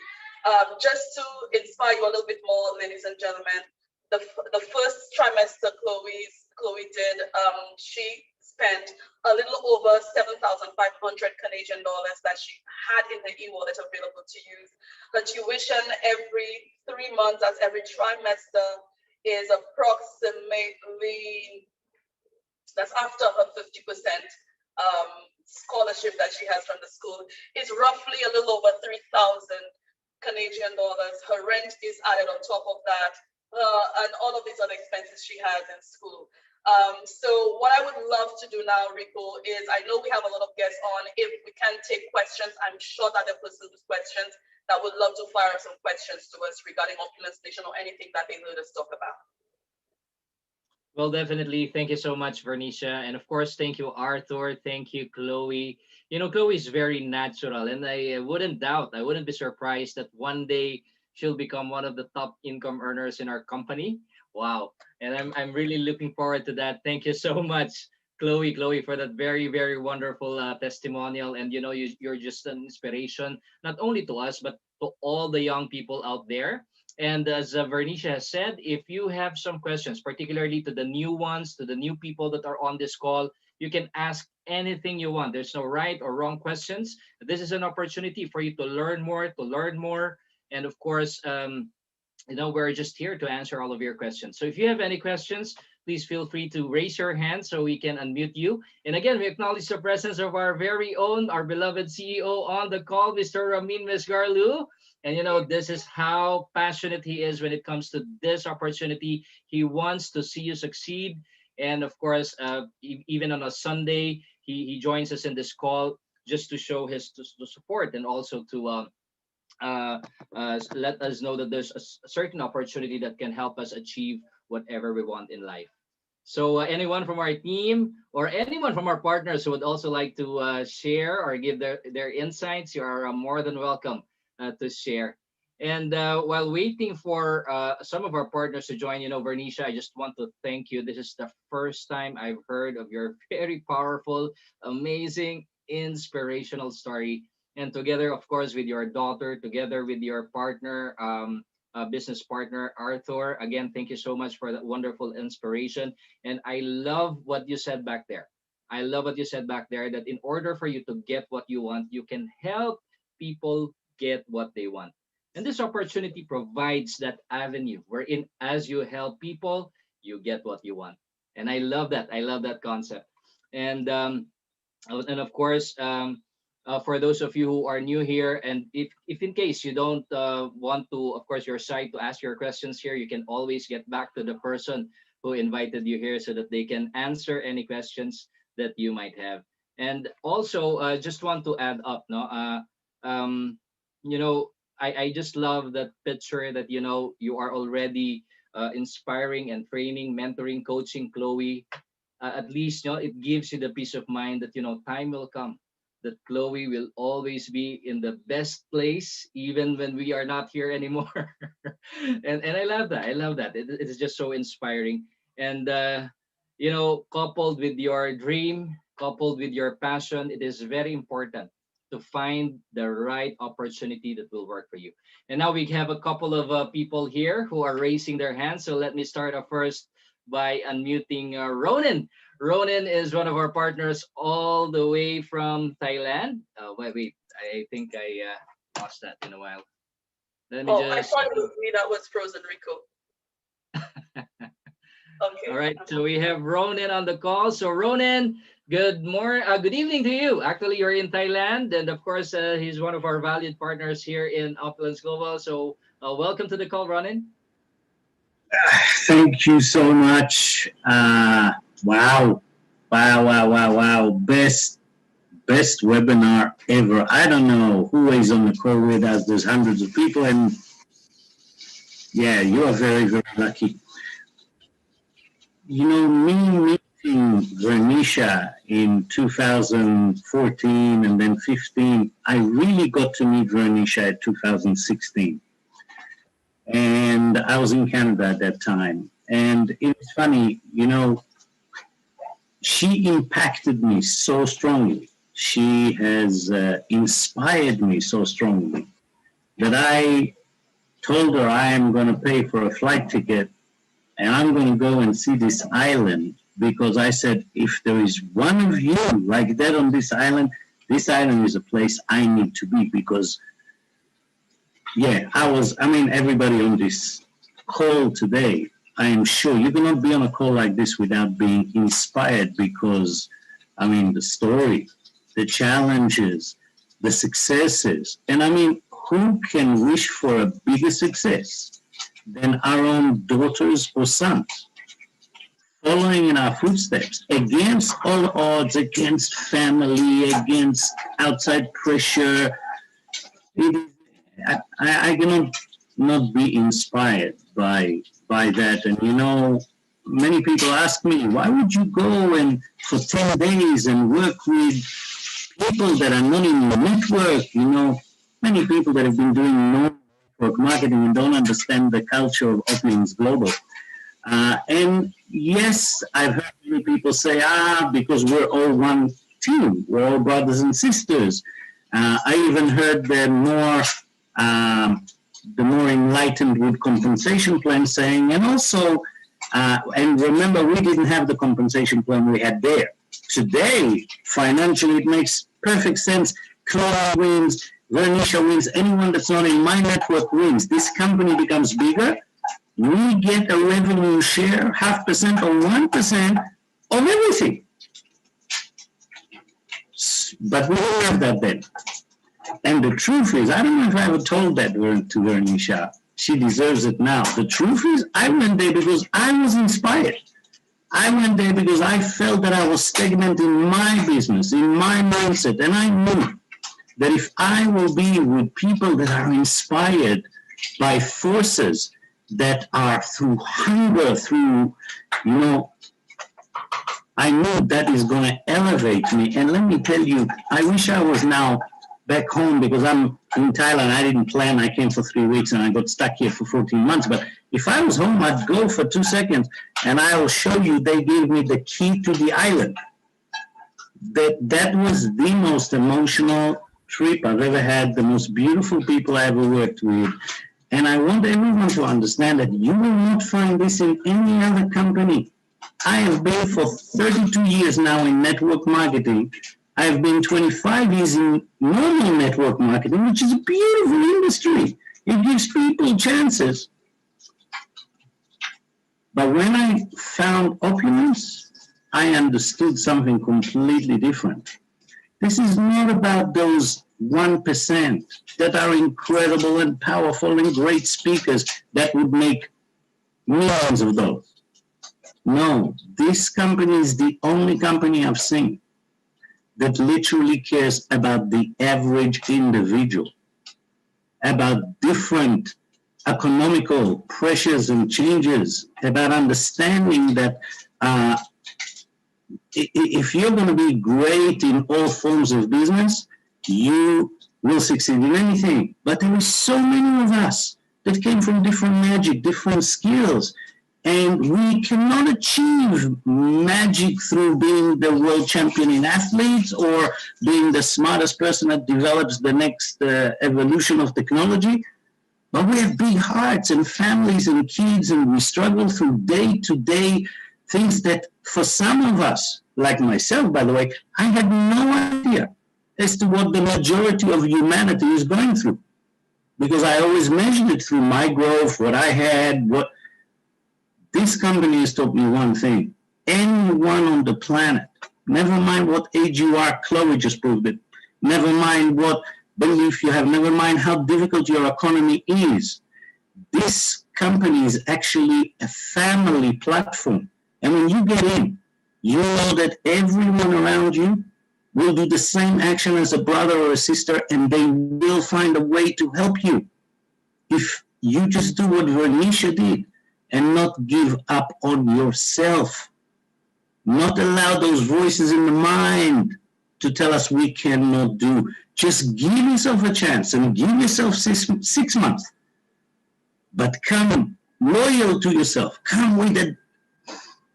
The owner of this company has said it perfectly. Come with a little bit of obsessiveness.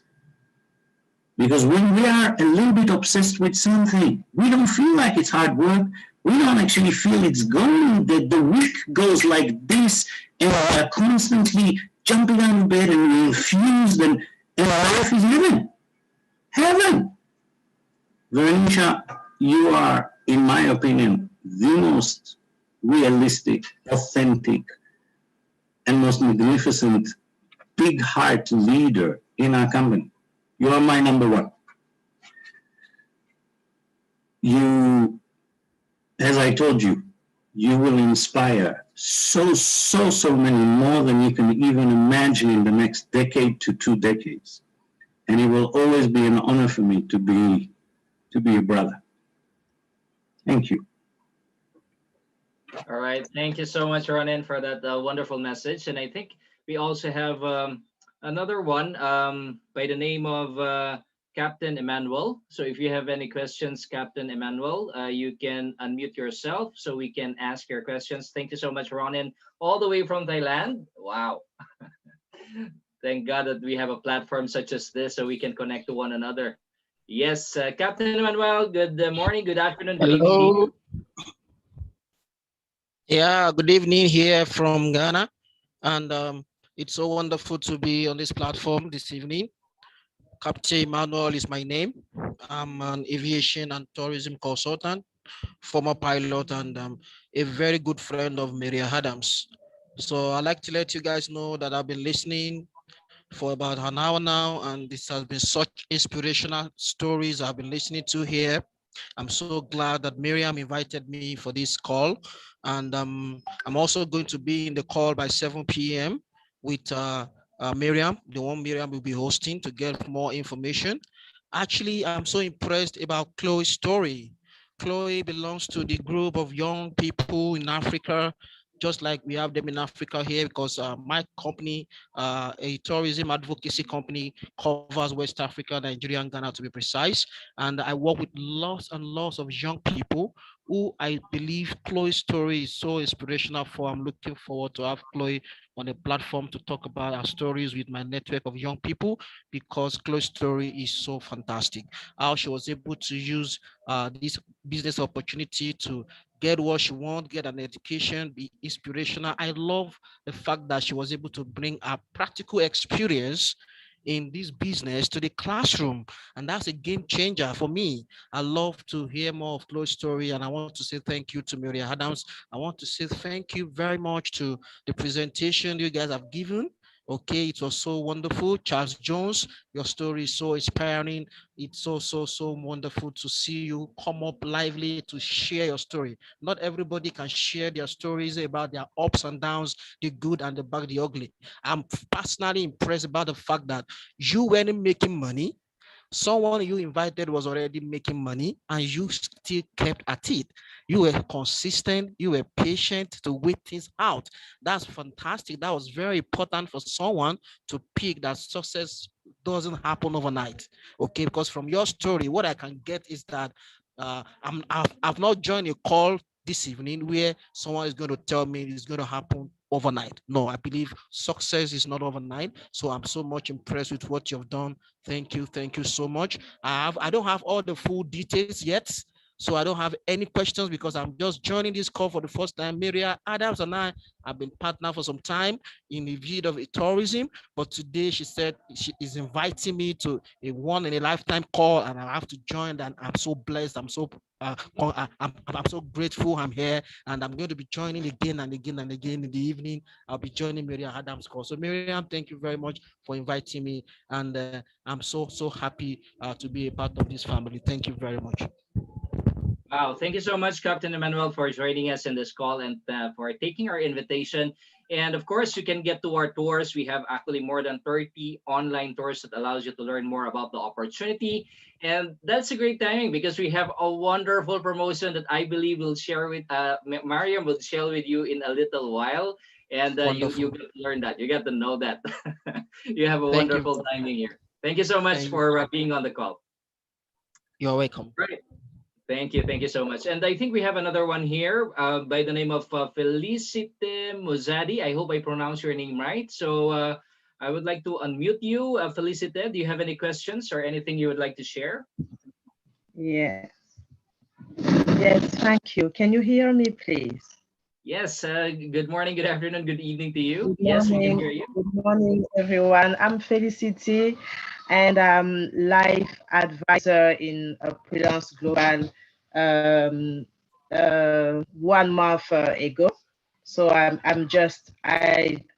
knew in that business. So my question, I'm so grateful and thankful to Vernisha and the team for this inspiring and insightful testimony. Thank you very much. So my question is for Vernisha. What was her specific strategy for thriving and growing in that business? Good morning or good afternoon to you, Felicity. Can you hear me clearly, Rico? Yes, Yes. yes, I can. Great. Felicity, thank you so much for being on, and congratulations for being part of our Opulence Nation. My formula was simple, not easy, but simple. I followed all of the training that the company gave. I did what the company taught me to do, and that's it. Good for us. We have a CEO that is very, very, very generous in his teaching, that especially the forensic networker that he does every single Tuesday with us, and even recorded if you don't make the live one. I have been a forensic student with Ramin from the beginning of my journey. And when he said to us to do the basic things, in the beginning, I was not consistent. But once I became consistent, I started getting consistent results. As simple as making a list was something I was delinquent with. Vern, make a list. Vern, make a list. And my list would be 20 something, 40 something. And I thought I had a big list until I finished that list. And then I would say, everyone I speak to, everyone I know says no.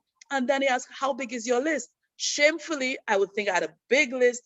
And then he said, Vern, you need 500 names to start off. And he taught me how to generate that list. Then he didn't leave it just there with me. He trained on, and it's not just me, the entire company, how to speak on the phone, the scripts, if you're speaking, if you're texting. And then it doesn't stop there. He created the tools for us to show the business, to show the products, and he taught us how to. So it's really the company's system. If I have to say that my success was attributed to Vernisha's brilliance or her way of being, no, no, no, no. I followed the blueprint that Ramin created for us. And every time I deviated from it, Felicity, I did not experience the kind of success I wanted. So my advice to you is not to tap into me or tap into any person. Connect and stay connected with the system, because duplication only happens as a result of following a system and not by following a person. So thank you so much for your question. I hope it benefited almost everyone on the call, if not everyone. Well, definitely, Vernisha. And of course, thank you so much, Felicity, for your question as well. And we can take one more question or anything that they would like to share. We have here Levi Frondo. Hello, Levi. Good day to you, Levi. Hello, Rico. I'm Levi Fronto. I'm calling from Massachusetts, Boston. I'm very, very excited here. I can't say it anymore. I really, it's like, wow, what a story from Vernisha, all the way from Saint Lucia. I'm very inspired by her story. She's been impacting not only her family but beyond her family as well, and that's been a very tremendous story today. So, with that said, I have the question for Vernisha. Like, my question is, what best advice would you give to your younger self? So, if if I may, what's the best advice would you give to your younger self? And my second question would be, have you, I mean, after the success, did you plan to reach again the people who said no or the people who quit, and try to, get them back? Did you ever try to do that? And if yes, how did you do that? If no, do you plan to? Yeah, that's pretty much it. So. Thank you so much, Levi. It's great to see your face. You're full of life in your face. Thank you so much for all the love. Well, your first question, what advice would I give to my younger self? Really? Pay attention, girl. Listen, girl. And don't be so easily distracted, girl. When I was younger, like Chloe's age, and I say that to her all the time, if I had exposure at that age, what you are exposed to, I probably wouldn't have any kids now because I'd be flying so high. But the advice I would give to my younger self is to become focused a lot sooner and listen more. Listen more. My younger version was, I was very haughty. But listen more. You don't have all the answers, especially young persons. We think we have all the answers. Listen more and become more focused a lot sooner, for sure. That would have made me a better version of me when I was younger, for sure. So thank you for that question. The second question about reaching out to persons who had told me no. One of the things that we have in Opulence Global is, let me just tilt my book so I don't throw my cards down, is our forensic networker box. It's always on my desk and all my cards are in here. So if I pull one, it probably would have, this one goes as far as 2016. And because it's only a green card, I know everybody here doesn't know about that. It means that person was not interested and I would have to follow up with that person. I have another one here from 2015. I have another one here from 2013. So I never throw away a contact because I understand and appreciate more than anyone that life really does not remain the same. And so the consequences that caused the person to say no to me 3 years ago might be different today.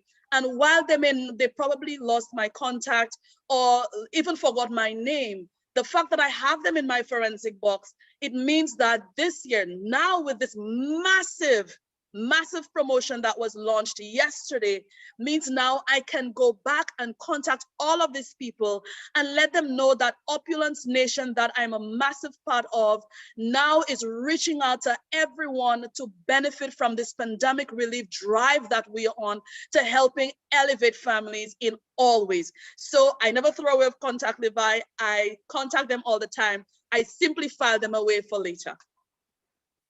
Wow, thank you so much, Vernisha, for answering that. And that's exactly true. No, absolutely true. You never burn the bridges when it comes to these people, because you'll never know when the opportunity is the right time for them. And so, of course, we'd like to probably close this call already. We've gone beyond our time limit, but nonetheless, it's all worth it. It's very inspiring. And I'm just would like to wonder if our CEO can would like to share some closing messages. And I don't know if he's on the road or available right now, but nonetheless, I am very honored and very privileged to have our CEO who's always supporting us, always guiding us, providing us solutions, leading us in these times that we need guidance and leadership. So without further ado, our CEO with a heart of gold, please help me welcome Mr. Ramin Mesgarlu. Hi, Ramin. Good morning to you. Good morning, good afternoon, good evening, Opulence Nation. Can you hear me okay? I'm in the car lounge, so the reception is not so good here. Yes, we can hear you, Ramin. This has been a tremendous call. I remember that call that with Vernisha in 2011, I think it was. And wow, it's incredible how a decade has gone by since, and this young lady's not had a job since. Look, the whole idea of this call, the leadership call, is one thing, and that is getting inspired. That's it. Get inspired. Maybe you don't have a business right now. Get inspired to have a business. And find a way after this call to advance yourself. Wherever you're at, advance yourself. So maybe you don't have a business now. Maybe you're a guest tonight. Well, like Vernisha talked about, we just announced yesterday the most insane Build Assist promotion, hence the name Build Assist. We help you, we assist you build your business. Promotion that pays massive discounts, or maybe 2 for 1. Look, if you have a spouse, you have a partner, like Vernon was talking about, get a partner, double the impact. Well, with this promotion, you can do that for free, the second person. So make sure that you find out about the Build Assist promotion. So advance yourself.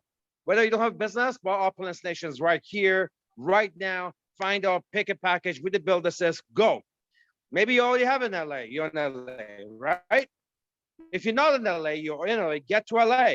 Again, this Build Assist promotion get you there for half the price. Maybe you are already in LA. Then it's time, evolve. LD, gotta get to leadership levels. MGRS, maybe an LD1, go to LD2, cruise qualified. Maybe you're already cruise qualified. LD3, summit qualified, call qualified. Guys, this call, leadership call, is about advancement. We love the stories, but inspiration should lead you to an action, right? So you're inspired now, take action. I look forward to seeing you guys on one of these future calls or leadership calls where you share your story with the rest of the world. With that, I'll pass it back to Recall to the billion. Yes, thank you so much. Our CEO, Ramin Mesgarlu, being on the call is really an honor and a privilege. And of course, this is the time that we close this call, we wrap up this call. And thank you so much to all of our very special guests, especially to you, Vernisha, for inspiring us once again. And I can see a lot of messages here saying they are inspired, saying they are empowered, saying that they want to achieve something more. And this is an opportunity that can help you do that as well. And as mentioned by our CEO, we have an amazing promotion going on right now. So to all of our valued guests for today, you have the right opportunity, the right timing, and of course, get back to the person who invited you here. And as Vernisha said, thank them. Thank them for allowing you to be a part of this very powerful, amazing call. And I hope that you were inspired as much as I am. Thank you to all of our partners who joined us as well. Arthur, Chloe, thank you so much for inspiring us as well. And I just want to end by sharing to you our vision, and that our vision here is that opulent living is no longer exclusive only to the most privileged. We provide an opportunity for everyone. And when we say everyone, everyone, it doesn't matter what your educational attainment, it doesn't matter where you're coming from, whether you're professional or not, we just have that opportunity to have you achieve what we call generational wealth, just like what Vernisha said to us today. So again, thank you so much, everyone, for being on this call. Get back to the person who invited you here and take advantage of this wonderful Build Assist promotion that we have going on right now. Again, thank you so much, Vernisha. Thank you so much. And to the billion, thank you so much. To the billion, thank you, Rico. Thank you, everyone. Love and light to everyone. Mwah. Enjoy the rest of your Sunday. Thank you. God bless. Bye-bye. Bye. Thank you.